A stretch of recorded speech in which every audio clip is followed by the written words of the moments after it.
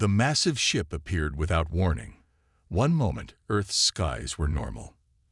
The next, a vessel larger than Manhattan hung over New York City. Similar ships appeared above London, Beijing, Moscow, and Delhi at the same time. All TV channels, radio stations, and internet feeds cut out. Then a single message played everywhere. People of Earth, we are the Galactic Council. You are now recognized as a developing world in our territory. The strange voice spoke perfect English, but something about it felt wrong. It was too smooth, too perfect. In the United Nations emergency meeting, world leaders gathered in fear. Military generals admitted the truth quickly. Earth had no weapons that could touch these ships. They've been watching us for years, said General Martinez, pointing to the data. They know everything about us. 3 days after the ships arrived, they sent down visitors. The aliens looked almost human, but stood nearly 8 feet tall with pale blue skin. Their eyes had no pupils, just solid gold color. Ambassador Excelcrath of the Araxian Dominion, the lead alien, walked into the UN building surrounded by guards with weapons unlike anything humans had seen before. Your world is now officially recognized, Selcraft said, not bothering to sit in the too small chair offered to him. This is an honor. Many planets wait centuries for such recognition. President Chen of China asked carefully, and what does this recognition mean for Earth? Zelkrath smiled, showing teeth too white and too perfect. It means you now have the privilege of paying tribute to the Council. Standard rates apply.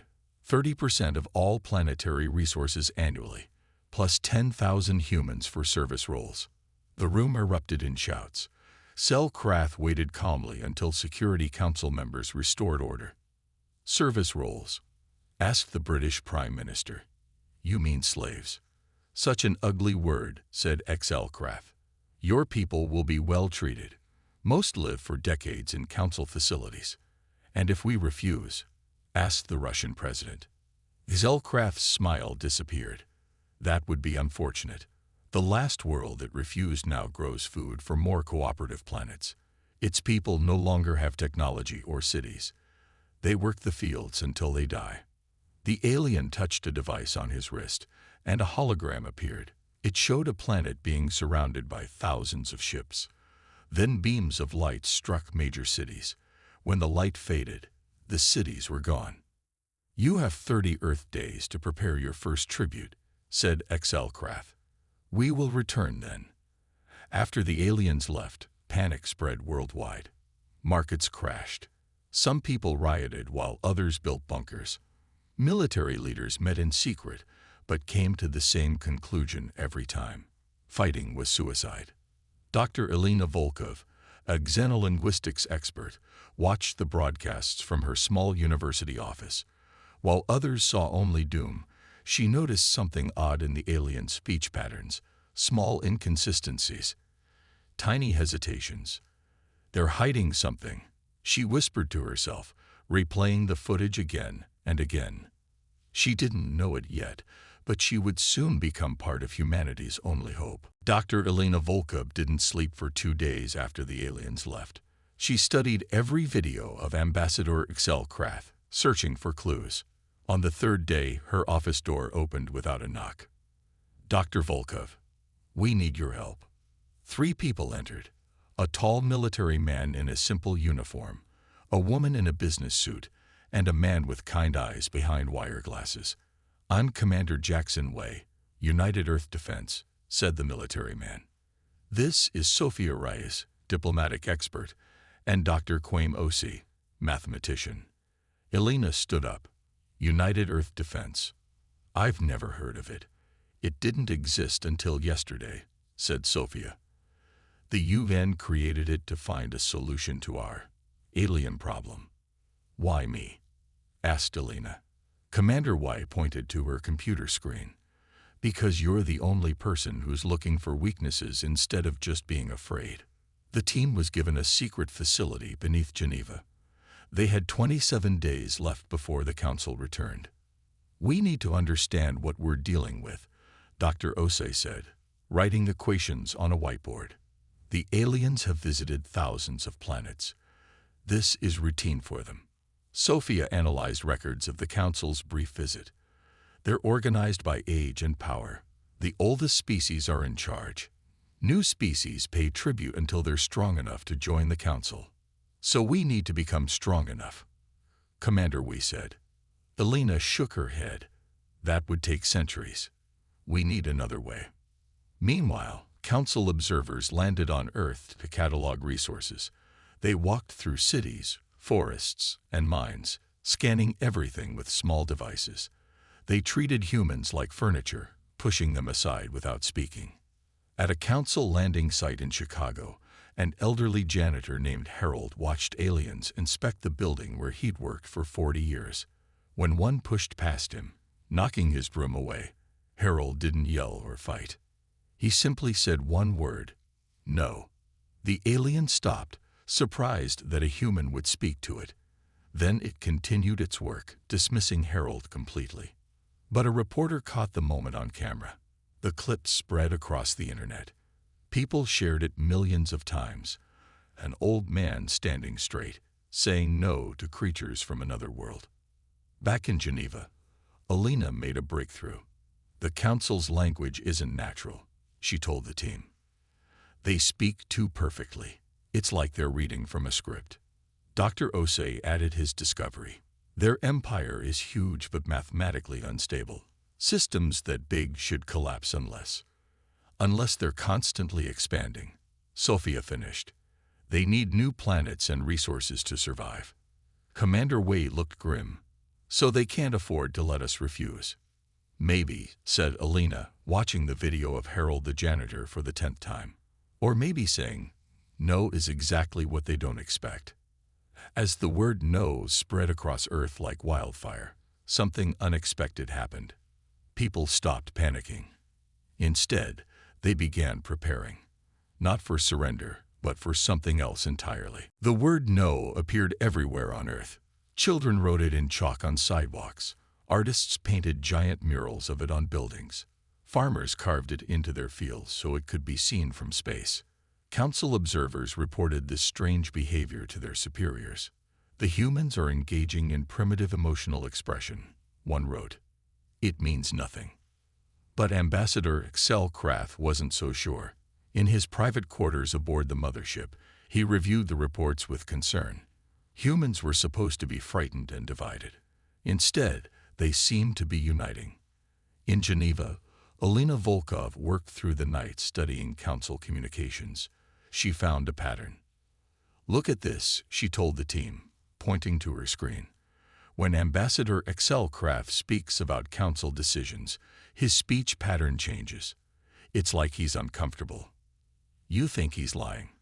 Asked Sophia. I think the Council isn't as united as they want us to believe. Elena replied. Commander Wei had been busy too.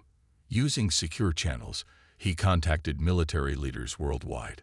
Not to plan attacks, but for something more subtle.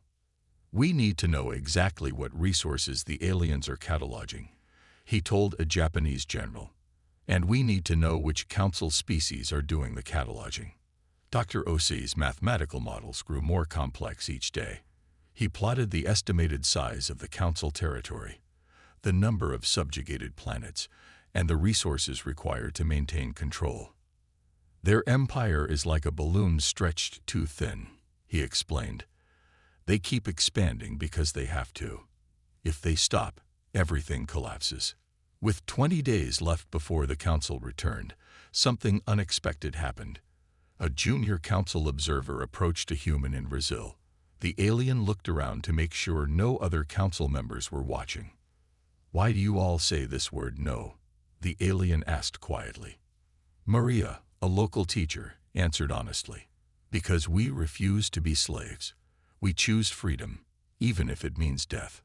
The alien seemed confused, but no species has ever refused tribute. It is not done. News of this conversation reached Elena's team quickly. Sophia immediately saw its importance. The Council operates on precedent, she said. They've never had a species simply refuse. So, asked Commander Wei.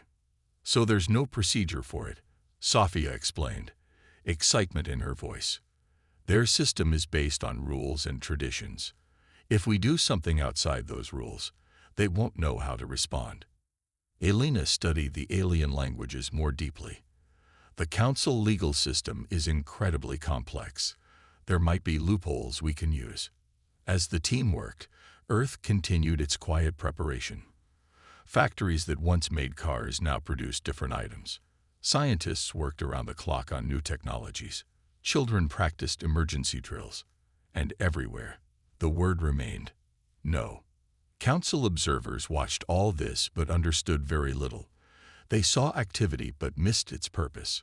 They heard a word but missed its meaning. They were about to learn that humanity's greatest weapon wasn't technology or numbers. It was something the Council had lost long ago. Adaptability. Sophia Reyes hadn't left the Geneva facility for 2 weeks. She sat surrounded by ancient texts, not from Earth, but copies of Council legal documents provided by a sympathetic junior observer. I found something, she told the team, her tired eyes suddenly bright.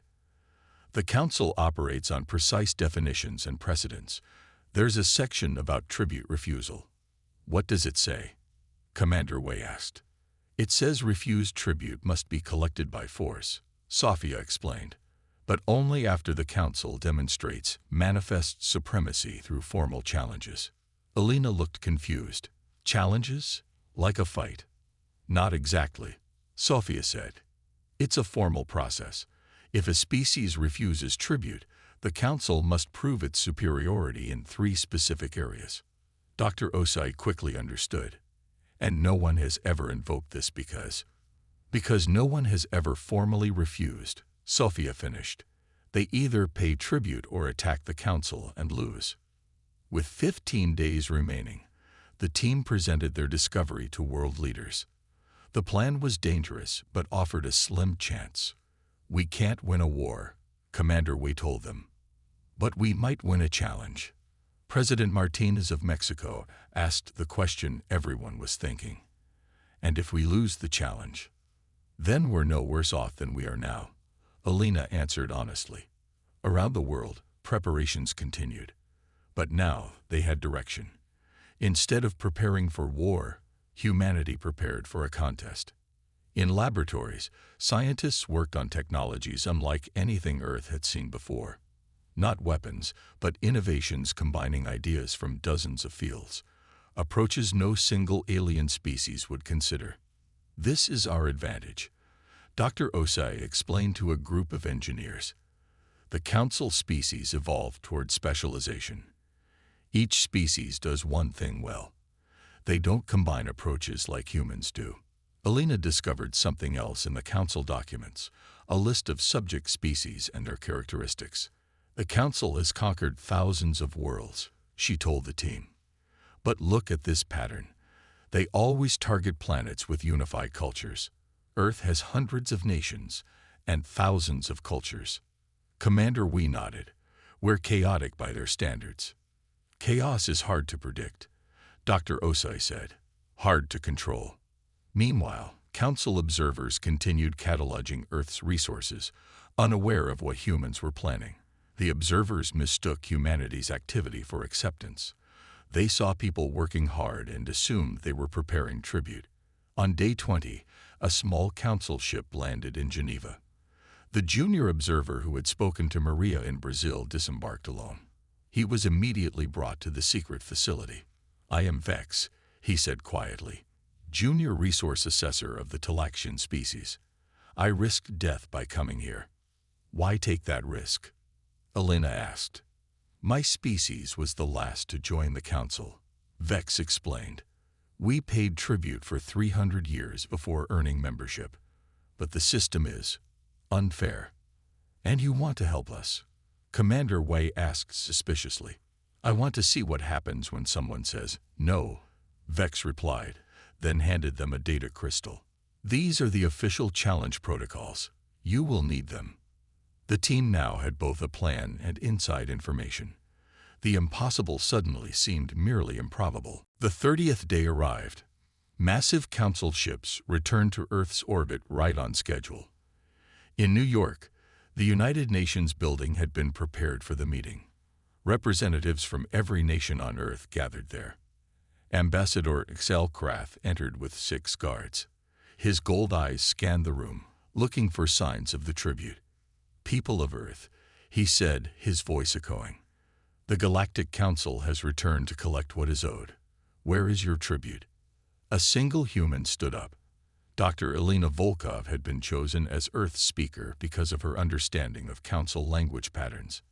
"Ambassador," she said clearly, "humanity's response to your demand is a single word." The room fell silent. Council guards tensed, ready for violence. "No," said Elena.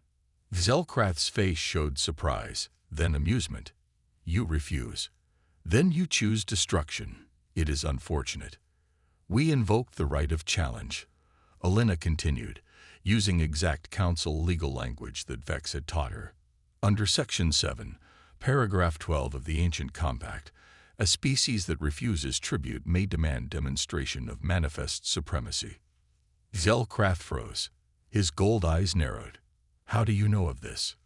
"We know many things," Elena replied calmly. "We formally refuse tribute and request the 3 trials." The ambassador's guards looked at each other in confusion. This had never happened before. Zelkrath's smooth voice now had a sharp edge. "This is pointless delay. You cannot win the trials." Commander Wei spoke next. "Then you have nothing to fear by granting them." Sophia Reyes stepped forward with a data tablet. "According to Council law, if you refuse our legal request, you abandon your claim to Earth's resources." Zelkrath was trapped by his own laws. He could not refuse without appearing weak to the Council. "Very well," he said finally. "The trials will proceed. But understand this. In 10,000 years, no species has ever succeeded. We will be the first," said Dr. Osai confidently. After the ambassador left, world leaders surrounded the team. "What happens now?" asked the president of Brazil. "We have bought time," explained Elena. "The Council must arrange 3 trials: technological innovation, cultural exchange, and strategic competition." "Can we win?" asked China's leader. Commander Wei answered honestly. "We're still outmatched in conventional terms, but now we fight on our terms, not theirs." That night, Council ships remained in orbit, but they did not attack. News spread worldwide. Humanity had a chance. It was small, but it was real. On the Council mothership, Ambassador Excel Krath faced an emergency communication from the High Council. "You allowed the challenge," demanded an ancient voice. "They knew the law," Selkrath explained. "I had no choice." "This is unprecedented," said another council member. "How could primitive humans know our ancient laws?" A third voice spoke with cold anger. "Someone has helped them. Find the traitor." As the stars turned above Earth, both sides prepared for a contest unlike any the galaxy had seen. The word "no" had bought humanity a chance to fight for its freedom. The first challenge was set for 1 week after Earth's refusal. The Council announced it would be a test of technological innovation. Each Council species would send a representative to judge. "They expect us to present our most advanced technology," Commander Wei told the gathered scientists. "But we won't do that." Dr. Osei explained the plan. Council species value efficiency. They create one perfect solution to each problem. We will show them something different. On the day of the challenge, 7 council judges arrived at a large stadium in Tokyo. Thousands of humans watched from the stands. Millions more watched on screens worldwide. Ambassador Excel Krath spoke first. "Present your greatest technological achievement. It will be judged against council standards." Elena stepped forward. "We don't have one greatest achievement to show you. We have thousands." The judges looked confused as doors opened around the stadium. In walked people from every country on Earth. Each carried a different device that solved the same problem: clean water creation. There were solar-powered filters from Africa, chemical purifiers from Europe, biological systems from South America, and mechanical devices from Asia. Some were advanced, others simple, but all worked. "What is this?" demanded one judge. "Why so many inefficient solutions?" "These aren't inefficient," Alina explained. "They're adapted to different environments and resources. This is how humanity solves problems, not with one answer, but with many." The judges huddled together, speaking in their own languages. They had never seen this approach before. Their confusion was obvious. Finally, they announced their decision. "This display is unusual. It does not match Council standards of excellence. However, it shows unexpected adaptability. The first challenge is considered inconclusive." It wasn't a victory, but it wasn't a defeat either. The Council had expected to easily prove their superiority.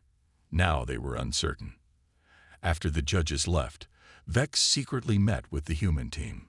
"The Council is disturbed," he told them. "The older species expected you to fail completely. Now they argue among themselves about what this means." "Are we in danger?" asked Commander Wei. "Not yet," said Vex. "The ancient compact requires all 3 challenges to be completed. But be careful. The next challenge will be cultural exchange, administered by the Araxian Dominion, Ambassador Xelkrath's own people. They will make it more difficult." Dr. Osei smiled. "We're counting on that. The more they focus on us, the less they notice what else is happening." Across Earth, something unexpected was occurring. Council observers, sent to study humanity, were becoming interested in human culture. Some secretly watched human movies. Others listened to music. A few even tried human food. In Council ships, junior members of various species quietly shared human stories. The word "no" had caught their attention, but human creativity was keeping it. "The second phase is working," Sofia told her team. "Cultural infiltration has begun." Alina nodded. "While they test us, we test them, and they don't even realize it's happening." The first battle had ended in a draw. But the war for Earth's freedom was just beginning. While Earth prepared for the second challenge, Dr. Volkov and Commander Wei worked on a secret plan. Using information from Vex, they identified several younger Council species who resented the older members. "The Council isn't as united as they appear," Alina explained to world leaders. "Some species have been paying tribute for centuries with little hope of advancement." The second challenge was scheduled to take place in Rio de Janeiro. The Araxian Dominion, Ambassador Xelkrath's species, would judge Earth's cultural achievements against their own. But humanity wasn't waiting passively.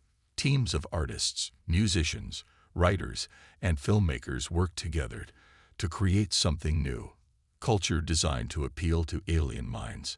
They studied the limited information about each Council species, looking for emotional connections. "Council species have been isolated from new ideas for millennia," said Sophia. "Their cultures have become static and predictable." On Council ships, junior members secretly shared human music, art, and stories. Unlike the rigid cultural products of established Council members, human creativity proved dangerously appealing. A young Talaxian engineer listened to jazz music when his superiors weren't watching. A Drekthar scientist read human poetry in their private quarters. Even some Araxians, Ambassador Xelkrath's own species, found themselves drawn to human films. "They value status and control," Dr. Osei observed. "But even they have natural curiosity. They just haven't been allowed to express it." The day of the cultural challenge arrived. The stadium in Rio was transformed into a showcase of human creativity. Not just high art, but everyday expressions from around the world. Street art, folk music, dance, food, and stories. Ambassador Xelkrath and 6 Araxian judges arrived, their faces showing no emotion. "Present your cultural achievements," he commanded. What followed was not what the judges expected. Instead of formal presentations, hundreds of humans performed simultaneously. Music from one country blended with dance from another. Artists created paintings while poets recited verses. Chefs prepared foods that filled the air with smells the aliens had never experienced. The judges tried to maintain their composure, but their confusion was visible. They had expected to see predictable displays they could easily dismiss. Instead, they faced a chaotic celebration of human diversity. The lead judge finally spoke. "This display is excessive. It lacks proper organization and harmony." Elena stepped forward. "This is who we are. Many voices creating something greater together. Not one perfect note, but a symphony of difference." After hours of deliberation, the judges announced their verdict. The human cultural display shows technical skill, but lacks proper discipline. However, the judge paused, clearly struggling. It demonstrates unexpected, emotional impact. The second challenge is declared inconclusive. Back on their ships, the Araxian judges argued bitterly. Some wanted to declare Earth's culture primitive. Others admitted they had been moved by what they witnessed. And throughout the council fleet, more junior members secretly accessed human cultural transmissions. The word "no" was no longer just a human idea. It was spreading. The massive council mothership hovered above Earth as emergency meetings took place inside. For the first time in thousands of years, the council faced a serious problem. 2 challenges had ended without clear victory. "This is unacceptable," said Elder Zor of the Drekthar, the oldest council species. "Humans are primitive. They should have failed both tests completely." Ambassador Excelcraft stood before the council elders, uncomfortable under their angry stares. "The humans are unpredictable. They do not follow expected patterns. Then we will ensure the third challenge crushes them completely," said Elder Mal of the Vicendi. "The strategic competition will demonstrate our absolute superiority." But not all council members agreed. Younger species representatives spoke cautiously. "Perhaps we should reconsider our approach," suggested Councillor Thrix of the Talaxians. "Humans have shown unusual abilities. They might be more valuable as allies than tribute payers." The council chamber erupted in angry shouts. For millennia, they had expanded without meaningful resistance, growing complacent. Now they faced an unprecedented situation. A species too primitive to defeat them militarily, but too adaptable to simply crush. "Silence," commanded Elder Zor. "We will not change our ways because of primitives. The third challenge will proceed as planned, and we will investigate how humans learned of our loss." On Earth, humanity prepared for the final challenge. Dr. Osai worked day and night on his mathematical models, searching for the council's weakness. "I'm close to something important," he told Elena and Commander Wei. "The council's power structure isn't just unfair, it's hiding something." Vex visited the human team again, more nervous than before. "The council is divided into factions now. The hardliners want to make an example of Earth, regardless of the challenge results. Others see potential value in your adaptability." "And you?" asked Sophia. "What do you want?" Vex hesitated before answering. "For 10,000 years, the oldest species have ruled while the rest serve. Your word no has made many question this arrangement for the first time. Around the world, humans continued preparing for the final test. But something else was happening too. Earth was changing the council more than anyone realized. Junior council members from different species began meeting secretly. They shared human ideas about freedom and choice. Some even whispered the word no among themselves. In the Geneva facility, Dr. Osai finally had his breakthrough. He burst into the meeting room, his eyes wide with excitement. "I found it," he exclaimed. "The council's greatest secret." He spread his papers on the table. The team gathered around, their faces showing shock as they understood what they were seeing. "The oldest council members aren't actually the most advanced," Dr. Osei explained. "They've been suppressing technological progress to maintain control." Commander Wei stared at the evidence. "If this is true, it changes everything." Elena nodded slowly. "It means some tribute-paying species actually have knowledge that could challenge the entire power structure." As Earth prepared for the final challenge, Humanity had discovered the Council's darkest secret, one that could turn the galaxy upside down. With Dr. Osei's discovery, the human team quickly formed a new plan.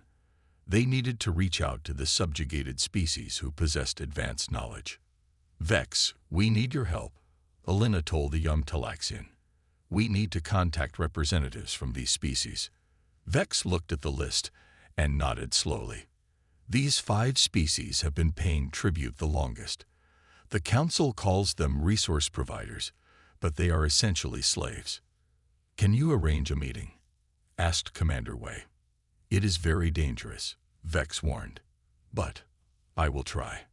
2 days before the final challenge, Vex smuggled representatives from 5 tribute-paying species into the Geneva facility. Each alien looked different from the others, but they shared the same tired, defeated expression. "Why have you brought us here?" asked Krill, a thin, gray-skinned being. "Our masters will punish us if they discover this meeting." Sophia showed them Dr. Osei's findings. "The oldest Council species have been lying to everyone. Your people developed advanced technologies that were then suppressed." The aliens studied the evidence in silence. Then Mora, a reptilian female, spoke. "This confirms what some of us have suspected for generations. But what can we do? Each of our worlds stands alone against the Council." "What if you didn't stand alone?" asked Elena. "What if all the tribute worlds stood together?" For the first time, the representative's eyes showed a spark of hope. The day of the final challenge arrived. It would be a test of strategic thinking, a complex simulation of resource management and military coordination. The High Council themselves would judge this challenge. But when the Council elders arrived at the designated location in Shanghai, they found not just humans waiting, but representatives from every tribute-paying species in the galaxy. "What is the meaning of this?" demanded Elder Zor. Elena stepped forward. "Before the challenge begins, we wish to present evidence to the entire galactic community." "This is not permitted," Elder Zor said angrily. "According to Section 10 of the Ancient Compact, any species may present evidence of compact violations before a challenge," Sophia replied, citing the exact law. The Council elders looked at each other in confusion. They couldn't refuse without breaking their own laws. "Proceed," Elder Zor finally said. "But be quick." Dr. Osei activated a massive holographic display visible to everyone present and being broadcast throughout the galaxy. It showed irrefutable evidence of the Council's deception, how they had stolen technologies, suppressed advancement, and maintained power through lies. "For thousands of years, you have claimed superiority," Elena told the Council elders. "But your power comes from keeping others down, not from your own advancement." The faces of the Council elders showed shock, then anger, then fear as they realized what was happening. Throughout the galaxy, on every tribute world, people were watching this revelation. "This changes nothing," Elder Zor declared. "We still have the military power to crush any resistance." "Perhaps," said Commander Wei. "But now everyone knows the truth, and truth is a powerful weapon." Across the galaxy, on thousands of planets, billions of beings watched as humans exposed the Council's lies, and many of them whispered a single word. The galaxy held its breath as the Galactic Council crumbled. For centuries, it had ruled with an iron grip, demanding tribute and obedience from weaker species. But now, its downfall was complete. The rebellion sparked by humanity's courage spread like wildfire across star systems, igniting hope in oppressed civilizations everywhere. Alien worlds that had once lived in fear of the Council's wrath found their voices again. It wasn't just a collapse of power, it was the birth of something new. A chance for unity, not domination. On Earth, celebrations erupted in every corner of the planet. Streets were filled with cheering crowds holding banners painted with the word unity. Cities lit up with fireworks, and screens around the globe showed images of alien ships retreating from human skies. Yet, amidst the jubilation, there was also quiet reflection. Humanity knew this victory came at a cost. Lives had been lost, sacrifices made, and trust broken. But through it all, they had stood together, not as nations divided by borders, but as one people united by purpose. Dr. Elena Voss stood on a stage in New York City, addressing not just Earth but the entire galaxy. Her voice carried strength and calmness, resonating with millions watching via interstellar broadcasts. Today, she began, we stand as proof that no empire built on fear can last forever. We chose to answer violence not with anger, but with a single word, unity. And today, we invite every being in this vast universe to join us in building a future where differences are celebrated, not feared. Behind her, holographic displays showed representatives from dozens of alien species who had joined the cause. Some were tall and slender, others short and stout, their forms strange yet beautiful. They nodded in agreement, signaling their support for a new era. Together, they announced the formation of the Intergalactic Assembly, a coalition dedicated to cooperation, mutual respect, and shared progress. Unlike the Council, which demanded submission, the Assembly promised partnership. Every member would have an equal voice, regardless of size or strength. But even as hope blossomed, challenges remained. Rebuilding after years of exploitation wouldn't be easy. Many planets still bore scars from the Council's greed, and old rivalries simmered beneath the surface. Back on Earth, resources were stretched thin, and debates raged over how best to contribute to the galactic community without neglecting the needs of humanity itself. Captain Marcus Kane, now hailed as a hero, reminded everyone that unity didn't mean perfection. It meant working through imperfections together. Children played in parks under star-filled skies, pointing at distant constellations and dreaming of adventures among the stars.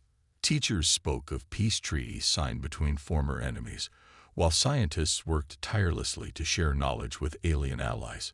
Slowly but surely, humanity stepped into its role as ambassadors of hope, proving that small actions could ripple outward and change the course of history. As Dr. Voss concluded her speech, she looked out at the crowd, her eyes shining with determination. "We are more than survivors," she said softly. "We are dreamers, builders, explorers. Let us never forget what brought us here, a belief in ourselves and each other. Let unity guide us forward." And so, humanity embarked on its next journey, not alone, but alongside countless others, reaching for a brighter tomorrow among the stars.